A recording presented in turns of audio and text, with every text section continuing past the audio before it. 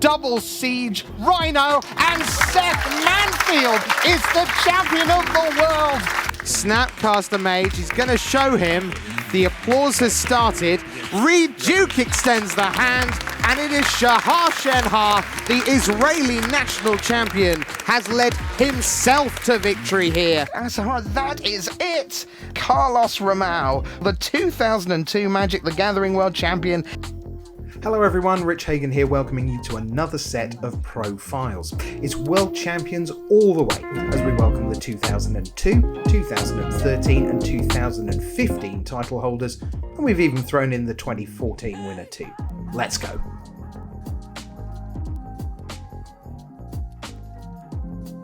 A member of the Magic Pro Tour Hall of Fame, Seth Manfield has put himself firmly in the conversation for one of the best players in the game at any given moment, highlighted when he won the World Championship in 2015 and again the Pro Tour Ixalan in 2017. Now a member of Team Envy, his last event saw him in the top 4 of World Championship 26.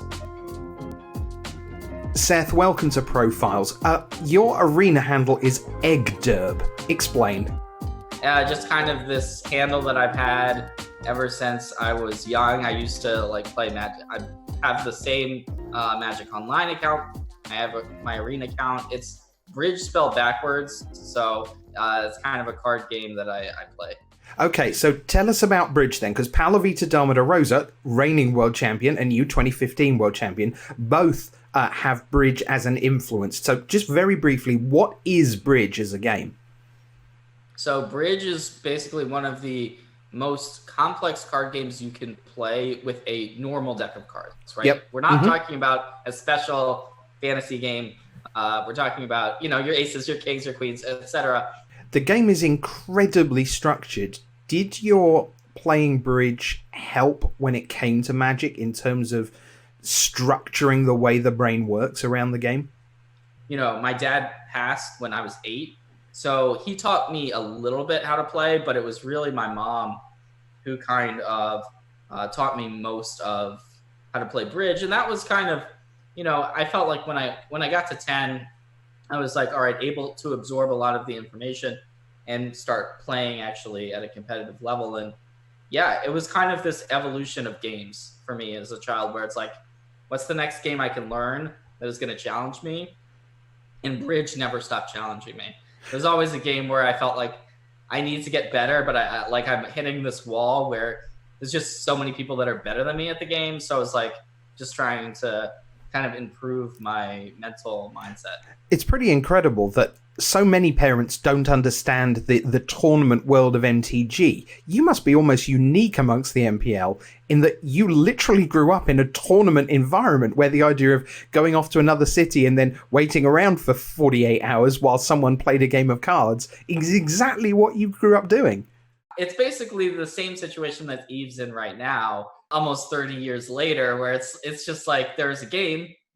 Yes, it's a different game, but she doesn't really fully understand it yet, but I'm just waiting for the day where she's going to be like, hey, Dad, teach me how to play Magic. I really want to learn. And I'm going to be like, all right, teaching, that's the one that I don't know if I'm a Magic, teaching you how to play the game it's tough. Teaching, there's so many different rules to Magic. And if you think about it from a Bridge perspective, it's the same thing. Someone else teaching the game of Magic is probably not going to teach it in the same way that I would. That is for sure. Okay, let's go back to a long time before the birth of Eve. You win your first Grand Prix top 8. It's Daytona Beach. It's 2007.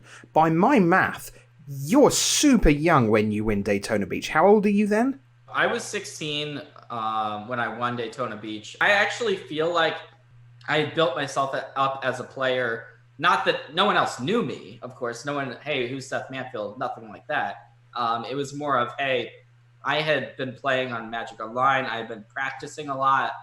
So for me to come in there and win the tournament while everyone else may have been surprised, that was one of those on top of the world feelings where, it's coming from the place of almost living out a dream of yours that you thought you wouldn't be able to necessarily achieve, but in the back of your mind you're like, well, why can't I achieve this? Because I've been working so hard. And yeah, so That's one of those tournaments where not all wins are created equal, right? So I've won 5 Grand Prix, but that is the one that is the most significant for me because it was the first one. It was the one when I was the youngest. It was the one where the other ones came at a different time period in my life. That was, okay, I've won this tournament in my past, so I can kind of go back to that and realize, hey, you're capable of it. And so once you get the first one down, you're like, all right, you can do this. How important to the Seth Manfield that's here now is your daughter Eve and your partner Jenny? I would not have been able to get to this point without such a supportive partner. And by having such a supportive partner with what I'm doing, it allows me to then have a daughter who can actually like Magic and can kind of respect it for what it is. There are a lot of people who wouldn't necessarily want their significant other to be traveling as much as me, or to be thinking about a game that they don't necessarily relate to as much as me. But it was kind of this understanding we had getting into the relationship where I'm like trying to be as upfront and saying, hey, Magic, she compares herself to Magic. She's like, sometimes she's like, hey, do you care more about me or do you care more about Magic? And I'm like, I don't want you to put me in a position where you're, dividing me, but it's kind of like not in a bad way. It's kind of like she knows that Magic is at the forefront of my life. And she's posted videos of how she and Eve are kind of cheering for me, watching the videos. And I'm hoping when Eve is older, she'll want to go back and watch the videos where she can actually start to understand a bit more what was happening. Right. Yeah. You and Jenny got together not that long before your World Championship win. In hindsight, was that actually quite difficult? That years of trying and going around the Grand Prix and so on, she hadn't really seen that, but within a few months of you being together, you are literally, quote, the best player in the world. Did you have to explain, it isn't really like this most of the time?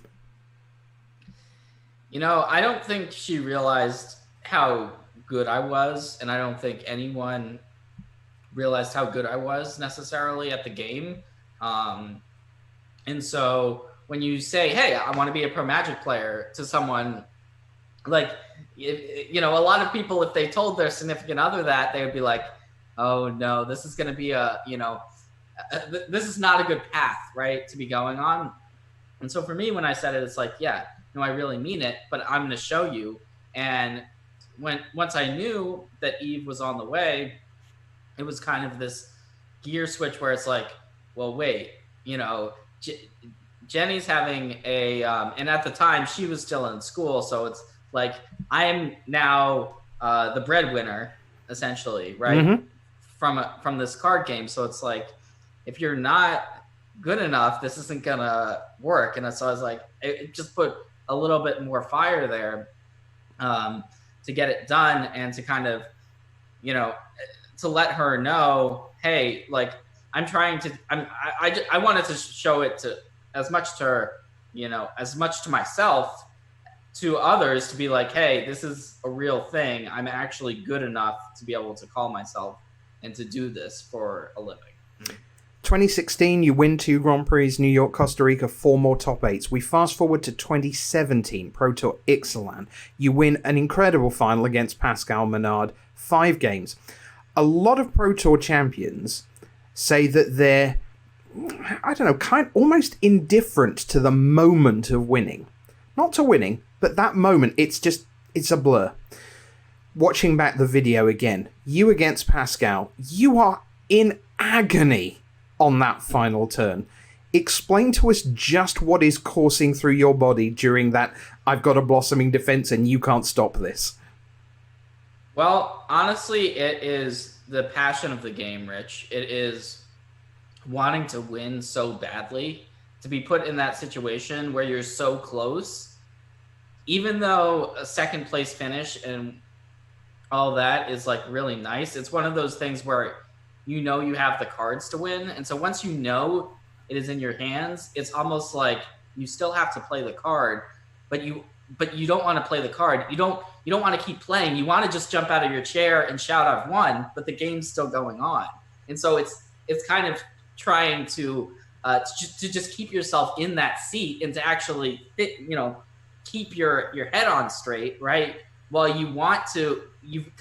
it's almost like this realization of, okay, I'm going to win, but you can't think about that. You just have to keep yourself in the game until the last card's been played. And so I just kind of I think it was about a minute where I just hit this mental block where it's just like, it was just, I was starting to lose focus in terms of what was going on with Pascal, because I knew I had this amazing draw, and he was, and it was almost like, if you look at it from the outside, it was almost an insult. It's like, why is this guy just sitting in his chair with the winning card in hand? Why doesn't he just cast it, right? But for me, it was just kind of this experience where I was just trying to stay calm in the moment, and it was extremely, it was both funny, and it was really just an amazing moment. When really, before lethal damage had even happened, I think Pascal realized what was going on, and he's like, "Wait, just don't even worry about it." He just gets out of his chair even before the game is over, and comes over, and we share a really nice moment where I give him a hug, and that was just kind of one of those moments where it was amazing, but it was also I was really thankful that Pascal did that, and it kind of lifted everything, all of those emotions, and I was able to kind of feel the way I wanted to in that moment. For sure. It seems to me like you, perhaps more than anyone I can think of in the MPL, has really chosen to embrace what is looking like the future of the game in the way that you approach what you want Seth Manfield to be to the outside world. Can you just talk a little bit to us about that? Yeah, I mean, it's a great point, Rich. Being a professional Magic player has changed. As we've evolved into this esport, we've got the MPL, we've got rivals now as well.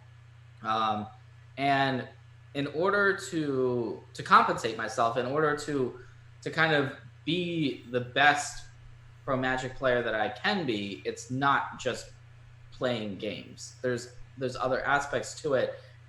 You look at a basketball player, or a sports player, right? If they don't show up for media day, and if they don't answer their questions, they're going to get fined. They're going to lose money, right? They're going to make money on advertisements. They're going to do commercials. They're going to have all of these other revenue streams. I've been watching The Last Dance, and I was like, well, how is Michael Jordan a billionaire? How does he own the Hornets? How is he, right? The Charlotte Bobcats, right? Yep. Mm-hmm. So how is he still making all this money? Well, he's got the Jordan's shoe brand, right? That he's still kind of this icon, regardless of he was an amazing player, and he's kind of, obviously he's retired now, but it's kind of one of those things where it's like, I have to think like that. I have to think, okay, there are other ways of making money besides playing, and if people don't know me, why are they going to care about what I'm doing, right? So it's kind of creating and cultivating the relationship with others, which I didn't realize. In 2015, I was just all in about playing the game. I didn't necessarily care about anything else. It was just a pure competitiveness. And now it's kind of a evolution into, being a member of Envy, which is, they're an amazing esports org. And I feel really fortunate to be a part of their organization, and, to be writing articles and to be streaming now on Twitch and to be gaining a following that way. So there's a number of different avenues that allow me to still play this game as my full-time job. Seth, what's your favorite word or phrase in Magic? My favorite phrase is a phrase that I hear some people use and some people absolutely discuss. So it's main board, Rich. It's main board. I don't know if you know it. Yeah, I don't know if you know what main board means, and I struggle with it because it's one of these phrases that I hear more casual players use. Public service announcement. Don't do that at home. What's the best deck you ever played? Best deck I ever played was for a JSS qualifier. It was Heartbeat of Spring Combat. Wow. That deck was a beating. Pro Tour Philadelphia 2005. Within its format and time, what do you think was the best deck ever? Affinity with Skull Clamp. That was just like, okay, yeah, like... If at some point you're no longer playing Magic competitively, what do you hope people will say about you, both as a player and as a person? So I'm hoping that people will not just describe me as a really good player. They will talk about attributes about my personality, about the qualities I have. And they may say, hey, he's my friend. And so that would be great, because if I stop playing, I still want to have people that I connect with within the community. Seth Manfield, many-time Grand Prix champion, Pro Tour champion, world champion, and maybe a champion of the future of the game. Thanks for being here on Profiles. Thanks, Rich. Shahar Shen Ha has one of the rarest achievements possible in Magic. He's a two-time world champion.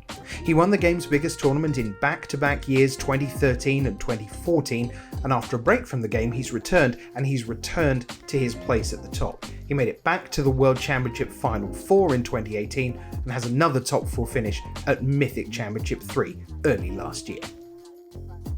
Were you a gamer as a young child? Were games a big part of the family life? Games, yes, but more like board games. You know, I would play like a lot of Monopoly with my family and like Hearts, but I never actually played that much like card games per se, you know. Okay. And were you very competitive? Was the family competitive? Was it like cutthroat game night with Monopoly? I was always super competitive. It's kind of difficult when you're super competitive and like half of your family is not at all. So that one of them was like, I'm just gonna go to sleep in the middle of a game, and I'm thinking to myself, like, what? Are you insane? Like, you can't do that. Stay awake all night until the game is over. Right. Okay. And so where does that come from? You say half the family's like that. Which part of the genes is the cutthroat ruthless? I think my dad's side is more cutthroat when it comes to competitiveness. Like, it's hard to divide, you know. Everyone has their own personality. Some people are less competitive. I am by far the most. Where does the nickname Little Kid Luck come from? And if you're not offended by it, why not? Not offended by it, mostly because it's claiming that I'm winning, right? Like, every time somebody is saying Little Kid Luck, they're not saying Little Kid Luck because you mulligan to 5. They're saying Little Kid Luck because you mulligan to 4 and won anyways, you know? So I view it as more of like a positive, kind of like an excuse.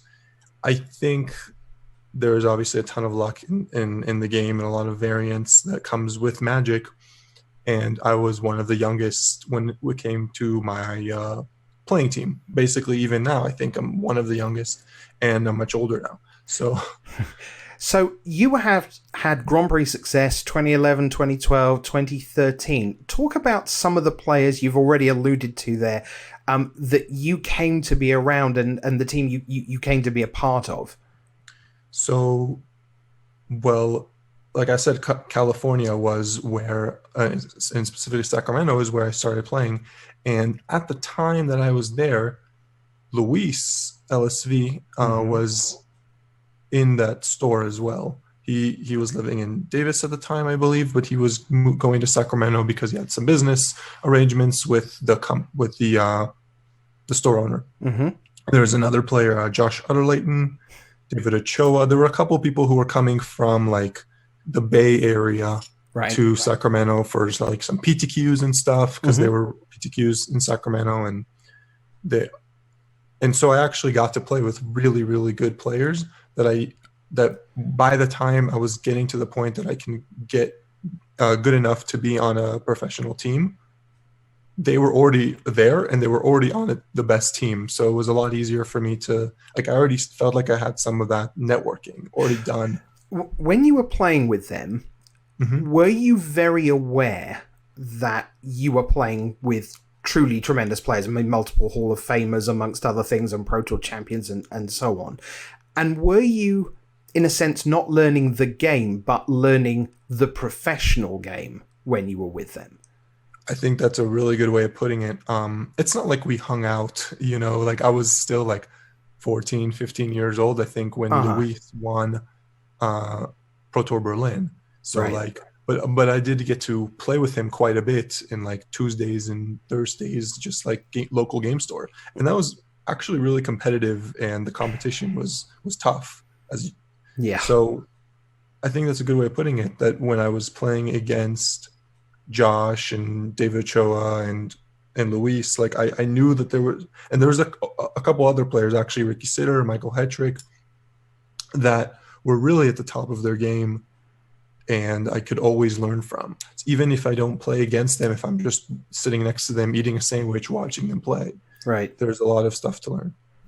Shahar, I'm going to move forward to 2013 and the first of your, spoiler, back-to-back World Championship wins. I had almost forgotten, it had sort of left my mind, that in addition to playing in the individual World Championship, you were the captain of Team Israel that year and had to fulfill all that role during that same week. Was that the weirdest, most complicated week of your life? It actually was very tough to, like, on a mental point, because it was very mentally straining, to play two tough tournaments on the same weekend. I think I had like probably the best crew to go along with it. The team was very, very good, and we actually did really well. We topped 16. You're up against Reed in the final, and reading the reports back, the conventional wisdom was that the final itself you had very little chance in. Was that realistic or just hype? So at the time, I'll tell you that I did not feel like it was a hype. I honestly felt like the matchup and it's not necessarily that it was Jeskai versus Boggles that's unwinnable. It's my version had almost no interaction against them. Right. There's sometimes you could play like Celestial Flare, some sort of sweepers, like Howled Burial, for example, Ben Stark had. Okay. So I didn't have anything, basically. I had engineered explosives, which could be good, but it was like a one of. And other than that, everything was like just 1-for-1 removal spells that I can't target his creatures because it has Hexproof. So, and I don't have a really huge clock as well. So at the time, I did feel like it was really, really bad. I still think that matchup is really, really bad. I don't think that it's anything close to like 2% or anything like that, because just the inherent inconsistency of the actual Boggles deck. Okay. So was that your hope, in a way? When you sit down for that match, are you just, I'm going to sit there as long as I can and hope that the deck catches up to Reed, in a sense? I wouldn't say that I was even like optimistic about that happening, because I feel like when a player is playing a deck that has an inconsistency issues and gets to the top at that point, like gets the finals, I'm already thinking like it's over. Like they're just gonna win because they just have they're just gonna have their good draws. And this was the finals, and I was playing against Reed, who's a tremendous player, and later a teammate of mine for many years. He had this deck, didn't actually I didn't expect him to pilot Boggles, because he's Reed is the modern Jund player. Yeah. He loves his mid-range. So him playing that deck is like clearly saying like, look, I'm here to beat people, and I'm doing that with the deck that is gonna do it. Like, and even though it's not the most consistent deck, if I run well enough, and like the deck can just win very, very easily. So here's a question that I'm going to guess no one's ever asked you before. Okay. In the weeks and months after winning that event, did you ever just stop and start giggling uncontrollably at the fact that you had won that essentially unwinnable match, and in the way that you had, like the little kid luck thing, did you really go, yeah, that was crazy? As soon as I won, and even when he mulliganed to 4 in game 5, I was like, wow, I can't believe it. Like, this is the moment that you're going to mulligan to 4, like in the finals of the tournament. Like, that is very fortunate for me. You know, call it little kid luck. That's totally fine because I don't blame you. So yeah, I think I was never in denial about how fortunate I was in that match. Patrick Chapin is one of the greats all time at making you play less than great Magic. That final felt one of the most intense matches of Magic that I've seen live. There was crackle in the air, for want of a better term. How did you perceive that match? First of all, when you're talking about all this stress and that mental force, it definitely felt like Patrick Chapin was maybe you can say like too nervous because he was so close to what he really wanted for so long. When he won the Pro Tour, I remember him saying like, oh, that was my qualifier to Worlds, because he didn't care about winning the Pro Tour. He wanted to be the world champion. He lost at Worlds. So I would say that maybe it caught up to him because he was so close and he got a little bit too nervous compared to how he was in the entire Swiss and the top 4. You can tell that he's kind of just like maybe run out of steam, or I'm not even saying that he necessarily played bad. Like, I don't think that he made like a ton of mistakes or anything. Right. But you can tell that that was just his demeanor. Like, you know, when he like loosened his tie or something, that's not a Chapin move when he's coming into a tournament with, you know, with a suit on to be like as professional and look as poised as possible. And then in the finals, you're starting to loosen your tie because you can't breathe. You can like actually and the signs that did you feed off that?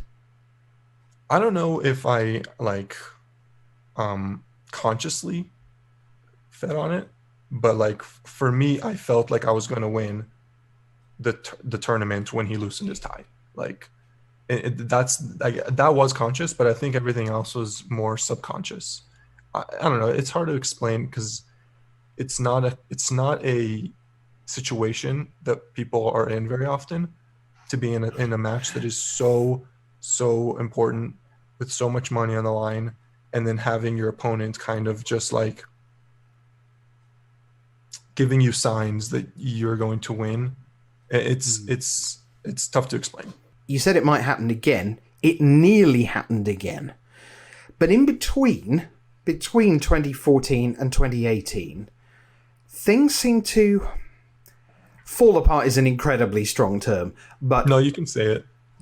Things seem to fall apart, Shahar. What went on? Well, I mean, again, I was a younger player, and I won 2 world championship. So that kind of gets to your head, let's say.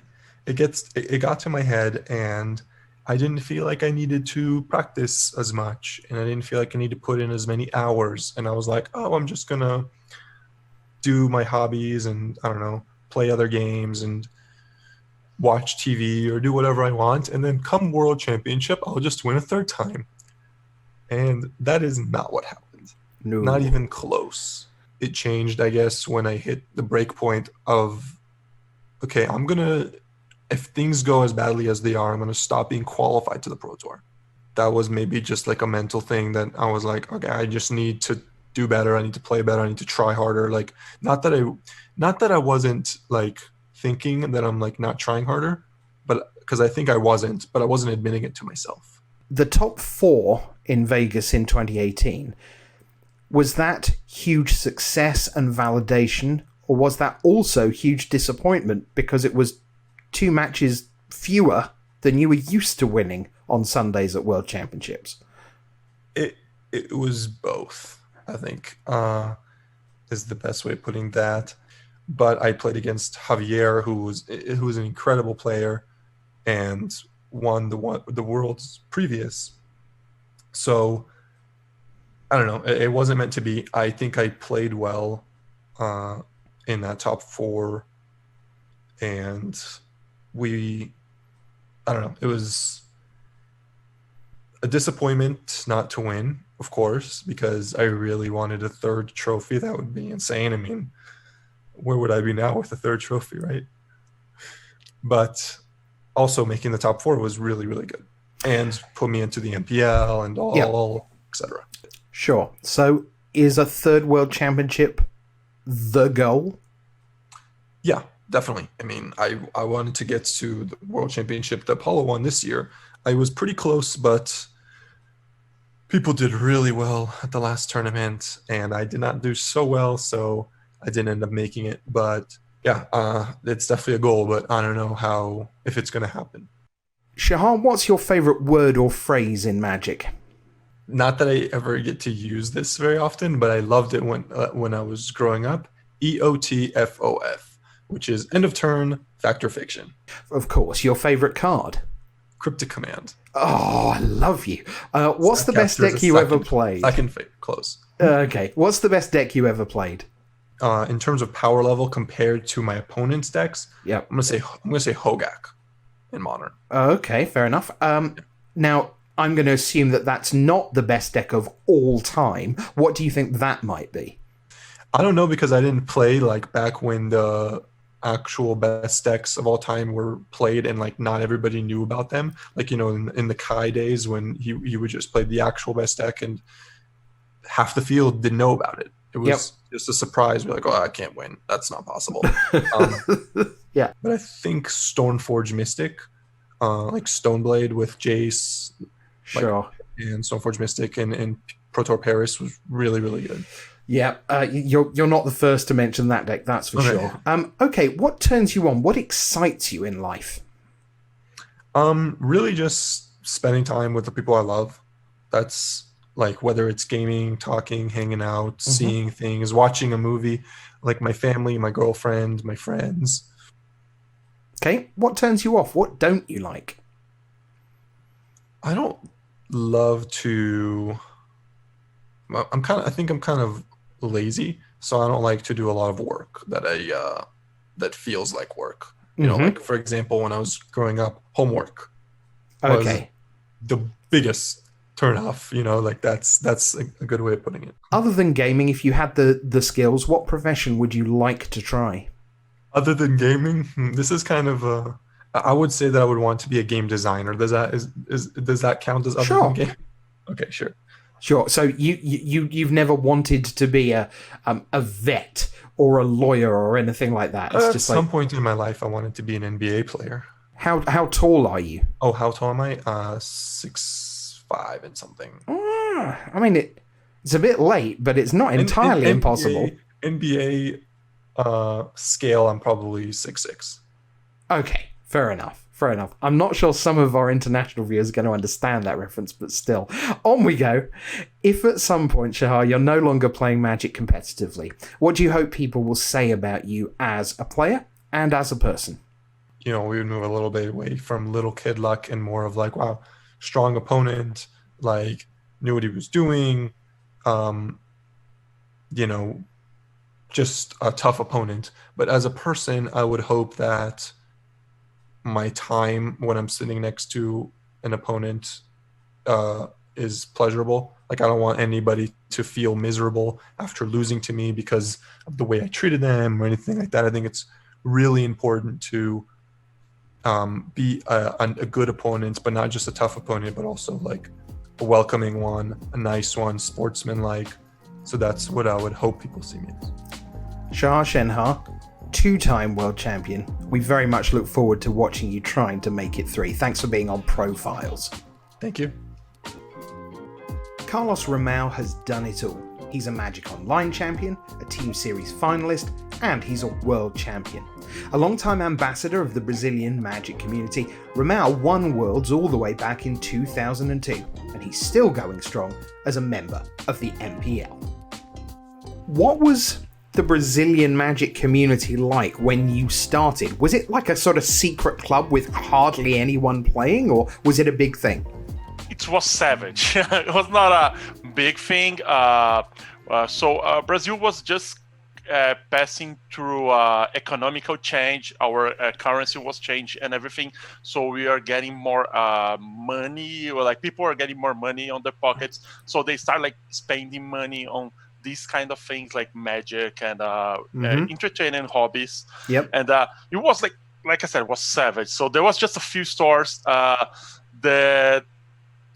The crowd, the public was not that big, but it was very Passionate public. Yeah, so passionate people. And the demand was higher than the supply. The distributor in Brazil, they were bringing like just a few decks, starter decks. Like people didn't even know how we used to, what kind of products we have back then. So we didn't have the challenger decks you have today. We didn't have single. We didn't have like a Star City or some big names where you can buy the singles. You have to get a card. Either you trade or you buy a lot of boosters to find the card.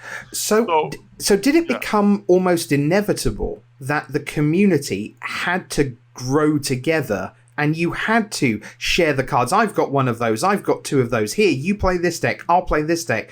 And it sort of forced you together in a way.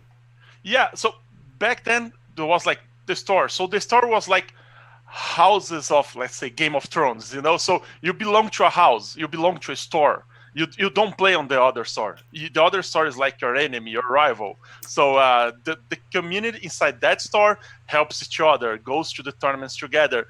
They don't, like, let's say, I'm being like a little bit, I'm over going with all the stores, but it was kind of that. Like we have the rivalry between stores, right? Either like you talk to other stores and everything else, but your community was your store.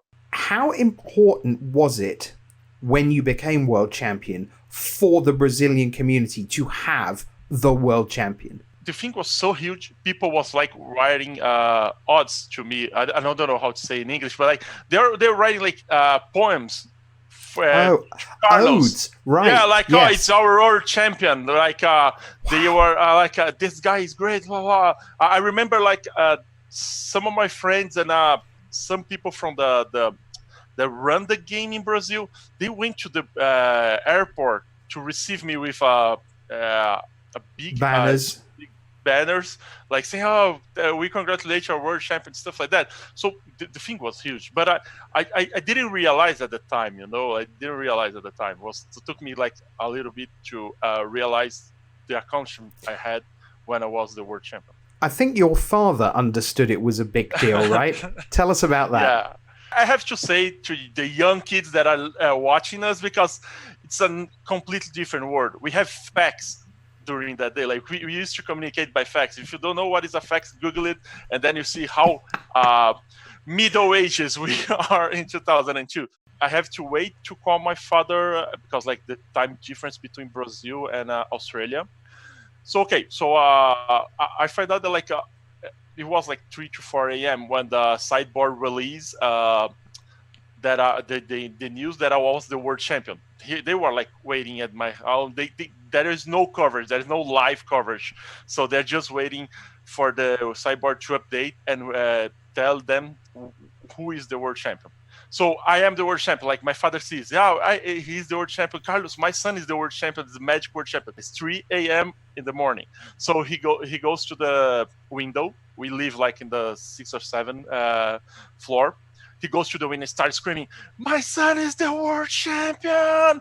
He's the best player of Magic in the world!" Blah blah blah and stuff like that. And my father is a very loud guy. He's like 2 meters. He's taller than me. And he's screaming. He's screaming like very very loud at 3 a.m. And then people start complaining, "Oh, shut up! Go sleep!" Blah, blah. He does. I don't care.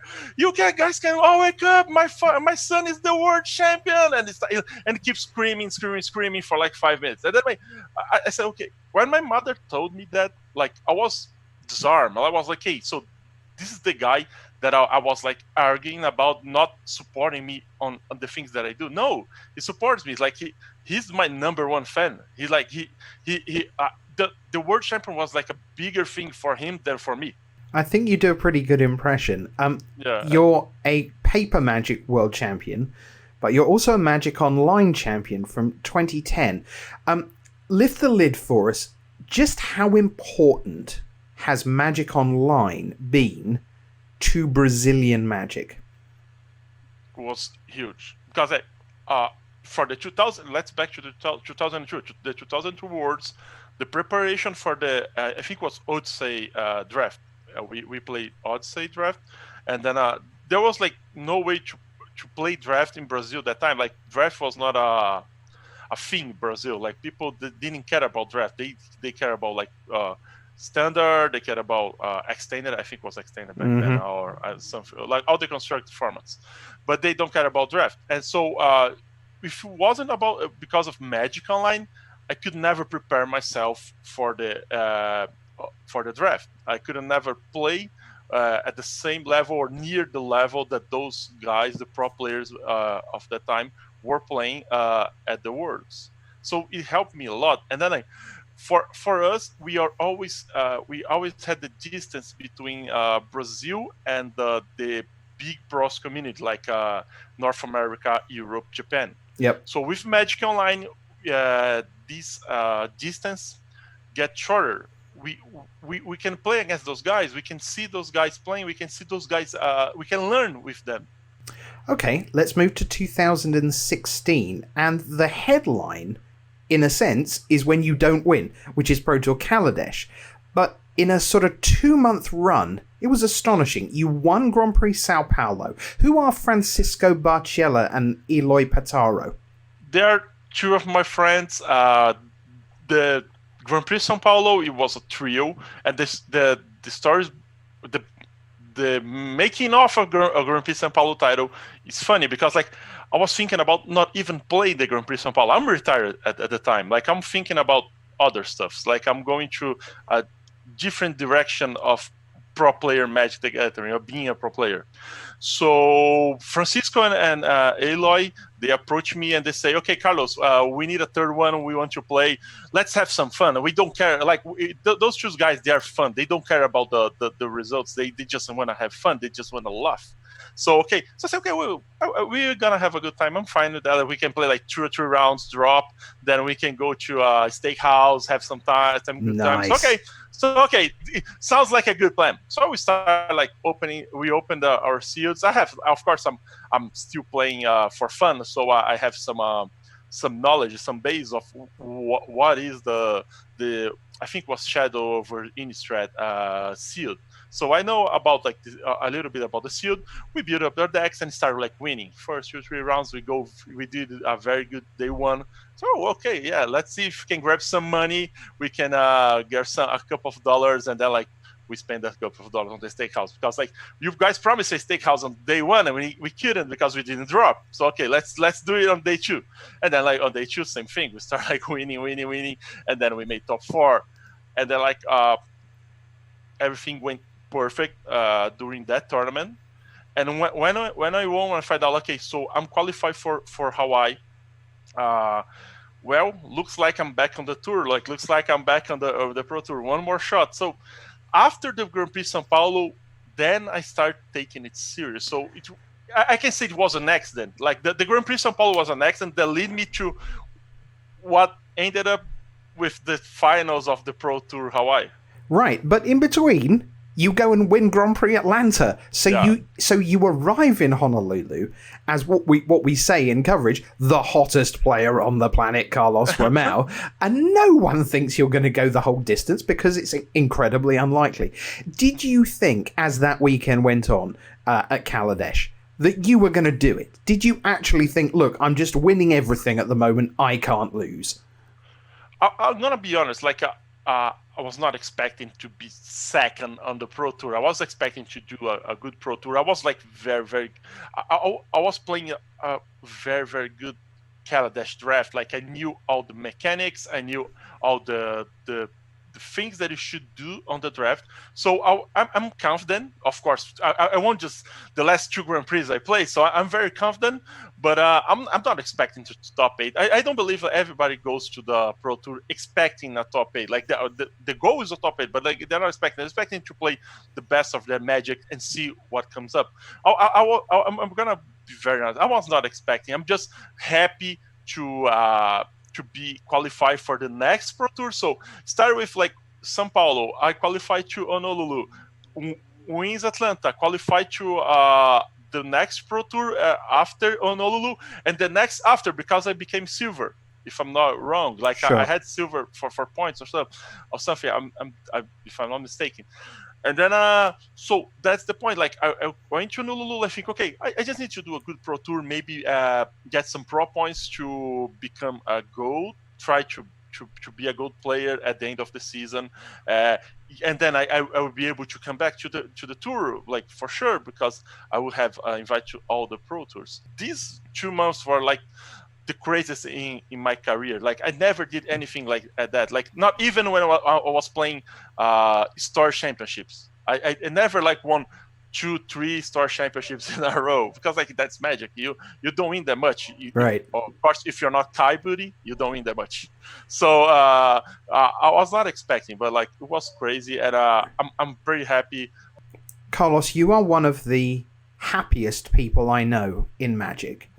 But it strikes me that what is really important to you is actually not that you are happy, but that the people around you are happy. Is that fair? Is that what drives you?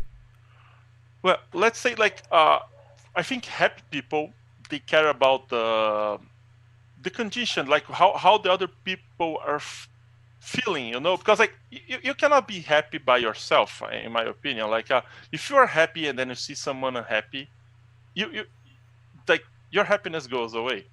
So I'm always concerned about the ones that I have like some contact that I like, the people that I like. I'm always concerned about because I really enjoy staying with them. Like that was the guys that I picked to be by my side during my life, during when I'm doing this kind of stuff.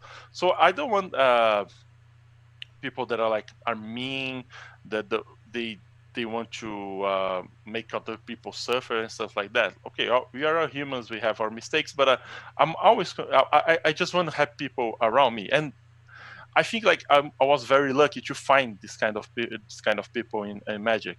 And yes, like I am a very happy person. And then I like to be around very happy persons and people, and I'm very concerned about like what they feel and what they think about it. You have been in the game a very long time. You're one of the older members of the MPL, but you've adjusted to how the game has changed. You've won a World Championship 2002, 8 years later, Magic Online, finals of a Pro Tour 2016. Here you are in the MPL, Team Series finals. What's next for Carlos Romao in the world of Magic? I would say I would love to play that 16 World Championship, 16 players World Champion. Like I would love to have a new shot on the World Championship. I missed the last 2 World Champions, but the ones before the 16 one, I lost because of one pro point. One pro point made me away from playing the new World Championship. Mm-hmm. So I'm seeking this. This is my goal on Magic is playing that World Championship. Maybe because like I feel like the word words draws my attention. But that's my goal. Like the new World Championship. I love to play it. Carlos, what's your favorite word or phrase in Magic? Actually, it's not just one phrase. It's like 4 phrases and 4 different cards. Okay. It's the, 4 portal cards that have a story about 4 little goblins. Can I tell you guys the story? Yeah, go ahead. Okay. So on Tidal Surge, the first card you're gonna find the flavor test that goes 4 little goblins trapped by the sea. 1 teased a serpent, and then there were 3. On Ogre Taskmaster, you're gonna find the second part of the story. So 3 little goblins enjoying their brew. one bumping an ogre, and there were two. White Griffin brings up the third part of the story. Two little goblins out into sun. Down came a griffin, and there was one. Tremor, I don't know how to say the name of the card. Tremor, okay, is the last part of the story. Okay. One little goblin shook up the ground. When the dust cleared, no one was found. So that was for me, that's the best, let's say, phrases that Magic has. Okay, well done. What's your favorite card? Time Spiral from Urza Saga. Ooh, wow, okay. What's the best deck you ever played? Tolari Academy from Urza Saga. It was like savage. One turn kill every day, every time. It was a thing of beauty. Do you think that is the best deck of all time? For sure. Like I never played the vintage decks. Sure. But I'm pretty sure that deck was the best one. I think that deck like changed a lot how Magic was played during the Pro Tour, I think. For sure. All right. What turns you on? What excites you in life? Besides my wife, let's say it's gathering with the people that I like, my friends or family. We're having like a good time with them. Mm-hmm. What turns you off? What don't you like? 24 hours flying. 24 hours flying. I recommend you don't live in Brazil. Yeah. Last time I looked, it's quite a long way from a lot of places. It's like at least 15 hours. Yeah. For every place. Other than gaming, if you had the skills, what profession would you like to try? Football player. For American soccer. Football player, for sure. Okay. If at some point you'll no longer play Magic competitively, what do you hope people will say about you as a player and as a person? The happiest player and person I ever met. That's for me would count a lot. I think I can probably say that. Carlos Romao, thanks for being on Profiles. Thank you. Thank you for the chance. Thanks to all my guests, Seth Manfield, Carlos Romao and Shahar Shen Ha, and of course to you for watching. If you want to watch more episodes of this and other great Magic esports content, please subscribe.